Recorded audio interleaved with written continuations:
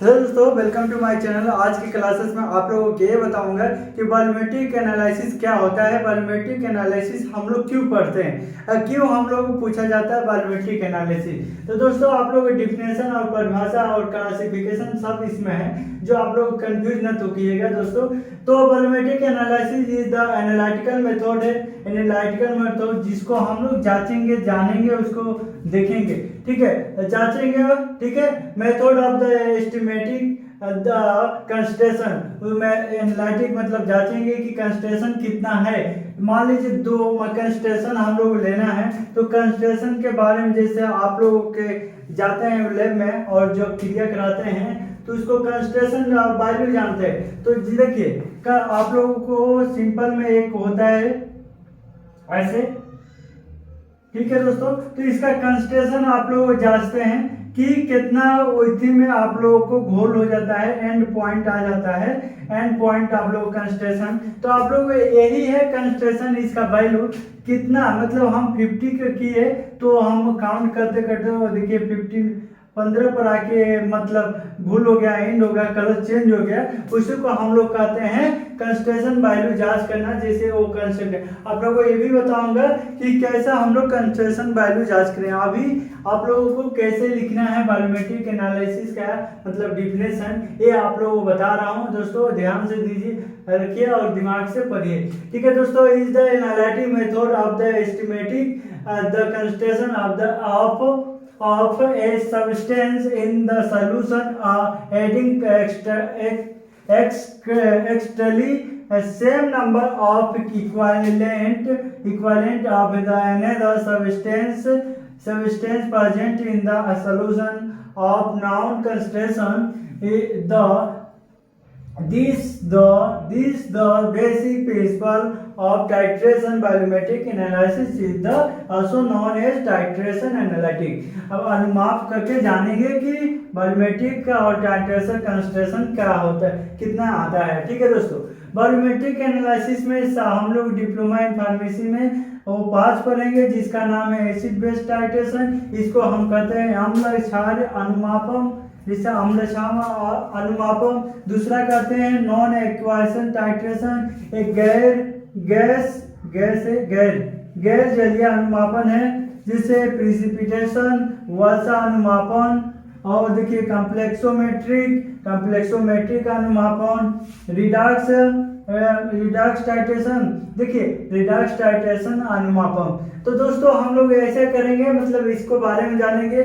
पहले तो आप लोग जानना है कि अम्ल और क्षार अनुमापन कैसे करें। तो अम्ल और क्षार अनुमापन कैसे करें ये देखना है। क्या इसका परिभाषा भी लिखा हूँ, 2-3 लाइन में ऐसे लिखना आप लोगों को दोस्तों। Acid base titration is the determination of the concentration of N acid और बेस एंड ओ एसिड और base by the exactly neutralize the acid or base with an acid or base of known concentration। हम लोग concentration जानते हैं। This allow for the quantity of the concentration of an unknown acid or base solution। It make use of the neutralization reaction that occurs between acid and base। तो हम लोग क्या करते हैं, या हम लोग क्या जो पदार्थ लेते हैं, एसिड हो चाहे बेस हो चाहे क्षारिया हो, इसको हम लोग अननोन है उसको जांचेंगे, कंसंट्रेशन पता करेंगे, उसके बारे में जानेंगे, उसके बाद मतलब अध्ययन करेंगे, उसी को हम लोग एसिड बेस टाइट्रेशन के नाम से जाना जाता है। टाइट्रेशन का मतलब होता है अनुमापन। एसिड क्या है, बेस क्या है, उसको अननोन है, उसको हम लोग जानेंगे कि एसिड कितना। मान लीजिए हाइड्रोजन ऑक्साइड है, जैसे सल्फ्यूरिक एसिड है, तो ऐसा आप लोगों को जानते हैं ना, ये एसिड है, ये बेस है, मतलब ऐसे ये है टाइट्रेशन। हम लोग अनुमापन करेंगे, जो अननोन चीज होता है पदार्थ, तो उसको नॉन करके मतलब उसको जानेंगे, मतलब नॉन उसको बनाएंगे।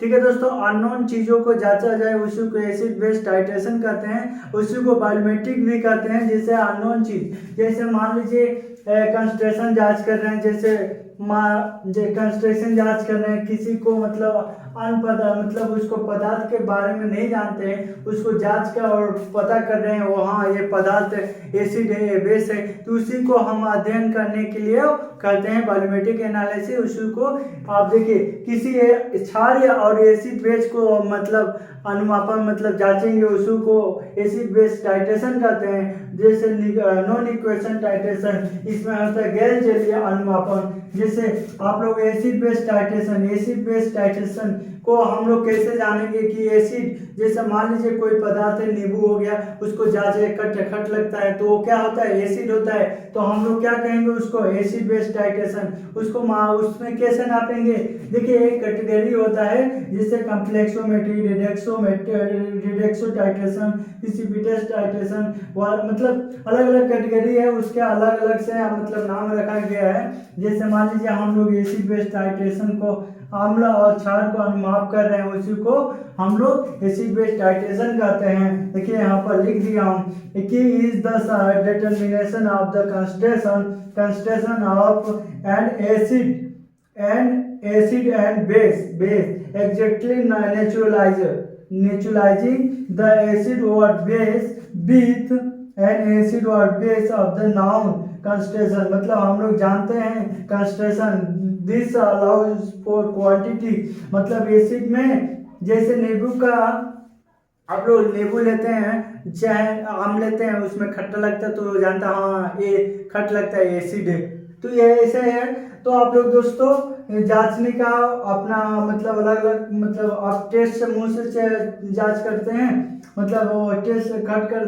लगता है तो आप जान जाते हैं हाँ एसिड है। उसी तरह ये है कि एसिड बेस टाइट्रेशन से अनुमापन किया जाता है किसी एसिड और बेस को, उसी को हम लोग क्या कहते हैं एसिड बेस टाइट्रेशन कहते हैं। दोस्तों ध्यान से पढ़िएगा, देखिए यही आप लोग पेपर में लिखना है, नोटबुक से आप लोग मिल जाएगा कुछ दिन में, हम नोटबुक भी लिख रहा हूँ जिससे आप लोगों को मिल जाएगा। ठीक है दोस्तों, देखिए प्रैक्टिकल में आता है जो चीज़ें आप लोगों को अच्छा से बताऊंगा। दोस्तों मान लीजिए दोस्तों आप लोगों को याद है, आप लोग तो इंटर में पढ़े होंगे पहले, चलिए दोस्तों इसको नोट कर लीजिएगा, ठीक है। उसके बाद मैं आप लोगों को एसिड बेस हो गया टाइट्रेशन डिफिनेशन, उसके बाद आप लोगों को बताऊंगा नॉन इक्वेशन टाइट्रेशन। तो इसको गैर जलीय अनुमापन होता है, जो गैर जलीय जो जलीय होता है अनुमापन, तो उसको बारे में जानेंगे, उसको जांच करेंगे, अनुमाप करेंगे। ठीक है दोस्तों, टाइट्रेशन करेंगे। ठीक है दोस्तों, आप लोगों को एक चीज और बताने वाला था जो आज बता दो। देखिए दोस्तों इसको पढ़ना जरूरी है, क्योंकि उसको पढ़ेंगे नहीं तो ये सब आप लोग भेजा घुसेगा नहीं, ऐसा आप लोग पढ़ के भूल जाते हैं। ठीक है दोस्तों,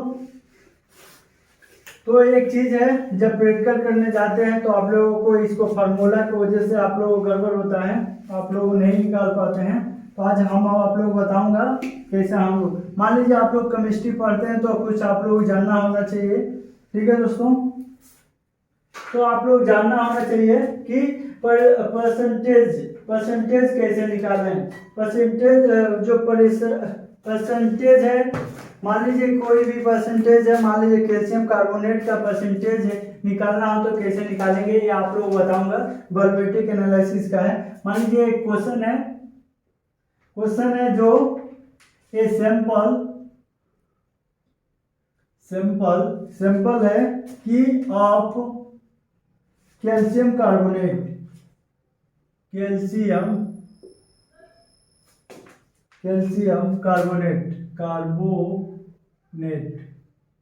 इसको हम लोग कैल्शियम कार्बोनेट कहते हैं। इसको हम लोग परसेंटेज में कैसे निकालें, हैज द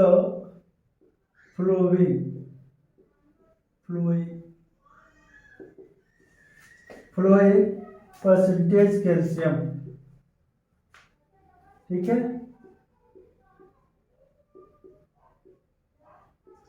हम लोग कैल्शियम का परसेंटेज निकालना है तो कैसे निकालेंगे। तो दोस्तों कैल्शियम का जो परसेंटेज होता है कैसे निकाले, आप लोग देखिए कि हम लोग जानते हैं कि कैल्शियम का भाग कितना होता है। कैल्शियम देखिए कैल्शियम CO3, तो हम लोग कैल्शियम का परसेंटेज निकालना है, इसका परसेंटेज निकालना है तो कैसे निकालेंगे? कैल्शियम कार्बोनेट से।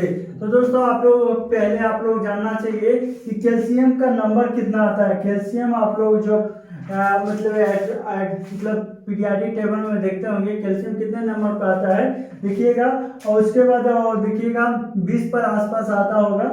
तो आप लोग 20 40 है, ये 40 है, इसको हम लोग दुगुना करके देखते हैं, ठीक है 40 है। और देखिए अब कार्बन कितने पर आता है? 6 पर आता है, तो इसको 12 है, ठीक है। और देखिए प्लस ऑक्सीजन 8 पर आता है तो 16 है आप लोग 16। अब देखिए 16 का डिवाइड मतलब का ऑक्सीजन कितना है? 3 बार है, मतलब 3 ऑक्सीजन है, तो इसको डिवाइड करेंगे तो कितना आएगा? इसका 100 का डिवाइड करेंगे। तो हम लोग कैल्शियम का भार निकालना है तो कैसे निकालेंगे ये देखेंगे, ठीक है दोस्तों। तो आप लोग कैसे निकालेंगे? परसेंटेज कैल्शियम का 40% कैल्शियम है, तो कैल्शियम का भार कैसे निकालेंगे आप लोग देखेंगे कि आप लोग पहले इसको जोड़ेंगे 4 2 8 52 100 32 और 52, तो हो जाएगा कितना दोस्तों? 2 2 4 3 5 8 84।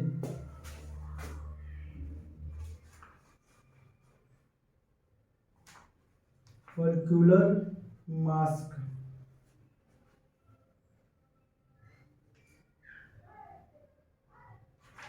48 है, 3 से डिवाइड होगा ना 48 42 42 100 होता है 100, ठीक है दोस्तों 100 होता है, ये 100 होगा, ठीक है दोस्तों। तो हम लोग 100 को कितने बार में डिवाइड का मतलब 100 का डिवाइड कितने बार करेंगे आप लोग पता होगा कि 4 बेर में कट जाएगा, चल चो मतलब 4 दूनी 8 40। तो दोस्तों 100 के अंदर मान लीजिए 40 का कैल्शियम है, 40 का कैल्शियम है, तो हम लोग कैल्शियम का 40 का डिवाइड करेंगे ऐसे, मान लीजिए 40 का डिवाइड करने पर 100 इंटू 100, तो 100 400 मतलब 40% आता है, ठीक है दोस्तों। कैल्शियम का 40 है, जितना आएगा उसका डिवाइड करना है, आप लोग को गुणा करके डिवाइड करना है। इसका कैल्शियम का ये क्या है, इसको क्या कहते हैं हम लोग? इसको कहते हैं मोलिकुलर मास। आप लोग आप आगे पढ़ेंगे मोलिकुलर मास क्या होता है, तो मास, ठीक है। मान लीजिए किसी का मान लीजिए कार्बन के कैल्शियम कार्बोनेट के निकालना आ गया तो आप लोगों को निकाल लिए। अब मान लीजिए यहाँ पर सोडियम नाइट्रेट का आ गया तो कैसे निकालेंगे सोडियम नाइट्रेट का? तो सोडियम नाइट्रेट का क्या होता है आप लोगों को जानकारी होगा जरूर सोडियम नाइट्रेट का। तो सोडियम नाइट्रेट का निकालना हो तो कैसे निकालेंगे, ठीक है दोस्तों। सोडियम नाइट्रेट का निकाल के दिखाइए।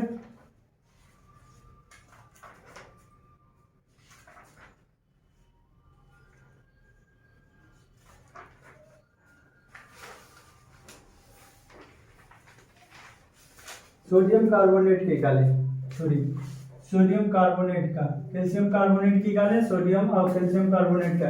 इसका परसेंटेज मान लीजिए पूछ दिया, सोडियम का परसेंटेज निकालिए। तो सोडियम का परसेंटेज कैसे निकालेंगे दोस्तों? तो आप लोग पहले आप लोगों को लिखना है मोलिकुलर मास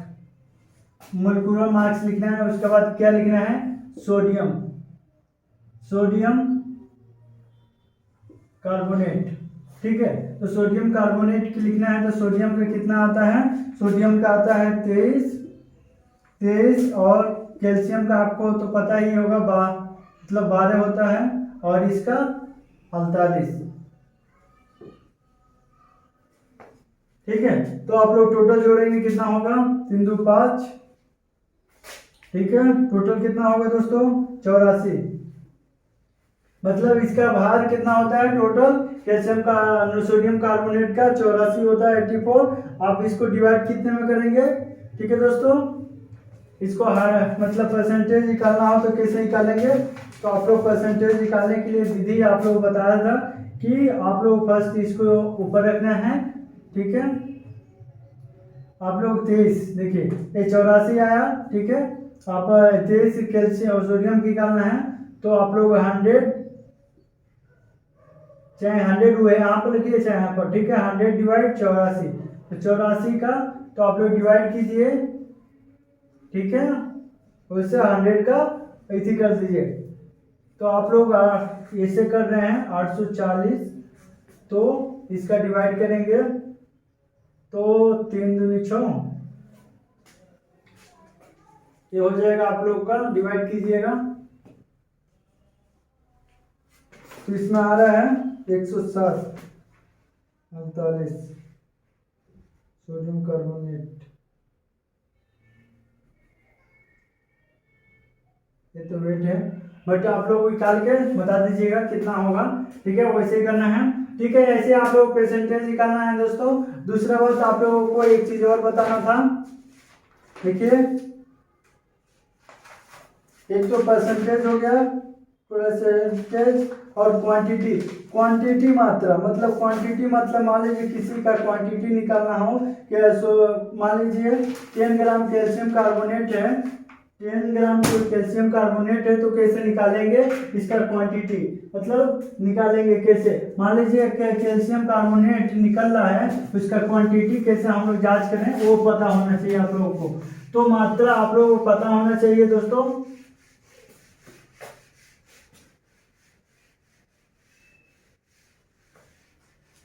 ठीक है दोस्तों, मात्रा कैसे पता करेंगे? देखिए क्वेश्चन है ये,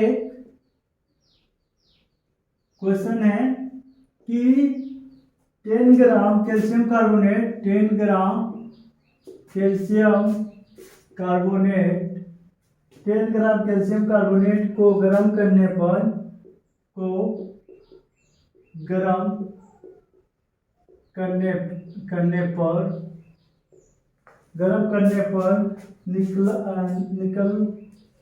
निकलना कार्बन डाइऑक्साइड निकल रहा है।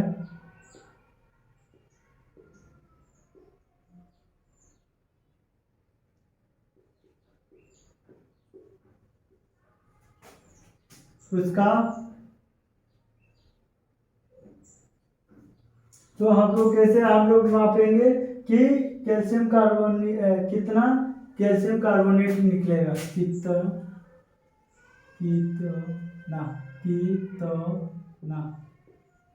कितना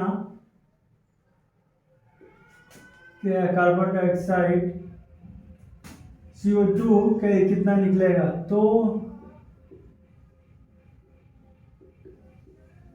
कैसे जांच करें? तो मान लीजिए एक कैटेगरी लीजिए। ठीक है दोस्तों, चलिए हीट कीजिए। ठीक है, मान लीजिए CO और कैल्शियम CO3 को गर्म करने पर हीट करने पर क्या हो रहा है कि calcium O plus CO2 carbon dioxide निकल रहा है तो इसका माप कितना होगा? तो आप लोगों को पता होना चाहिए कि कैल्शियम का भार कितना होता है। 1 ग्राम कैल्शियम है। ठीक है दोस्तों, तो आप लोग ऐसे समझना है कैल्शियम का 40 आता है 40 और कैल्शियम का 40 आएगा और इसका आएगा 12 और 12 प्लस 48 टोटल आप लोग पता हो गया। और इसका कितना हो गया? 12 और 32। ठीक है, तो इसको 44 कहेंगे। ठीक है, अब इसको 44 वो मान लीजिए 100 बाई 44 है। ठीक है, 100 बाई 44 है तो 1 ग्राम बराबर 44 बटे 100 44 बटे 100 और 84 बटे 100 तो कितना होगा? चलिए तो आप लोगों को 4.4 आप लोग दिखाई दे रहा होगा, 4.4 आंसर होगा। ठीक है, आप लोगों को कैल्शियम का CO2 कितना मिल गया, CO2 को कितना मिला 4 इंटू 4, आंसर यही होगा कितना 4 इंटू 4 ग्राम निकला, जिसको हम लोग कैल्शियम CO2 कहते हैं। ठीक है, ऐसे आंसर आए तो आप लोग लगा सकते हैं दोस्तों। आप लोग पीरियोडिक टेबल याद करना है दोस्तों। ठीक है, नेक्स्ट टाइम आप लोगों को मिलूंगा जिससे आप लोग बताऊंगा कि ये मात्रा होता है, इसको मात्रा से नाम से जाना जाता है। ठीक है, इसी तरह आप लोगों को कई चीजें बता दूंगा जिससे आप लोग समझ आ जाएगा। ठीक है दोस्तों, नमस्कार।